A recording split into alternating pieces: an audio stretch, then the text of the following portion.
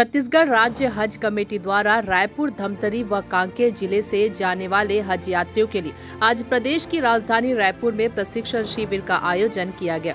हज यात्रियों को इस शिविर के माध्यम से समस्त आराकानों के साथ साथ समस्त प्रशासनिक व्यवस्थाओं की जानकारी, स्वास्थ्य संबंधी सावधानियां एवं हज के द्वारा बरतने वाली विशेष सावधानियां, साथ ही साथ सऊदी सरकार के नियम कानून की जानकारी दी गई। हज यात्रा का प्रशिक्षण हाफिज व कारी मौलाना सैयद अशफाक अहमद अंजुम, मौलाना कारी सुल्तान अहमद, मौलाना रिफअत अली, हाजी अब्दुल रज्जाक द्वारा किया गया। उसके बाद सफर शुरू हुआ। मक्कातुल मुकर्रमा में आप तवाफ करने के लिए आगे बढ़े। तवाफ करने के लिए 7 चक्कर का एक तवाफ होता है। कितना होता है? 7 फेरे गोल राउंड।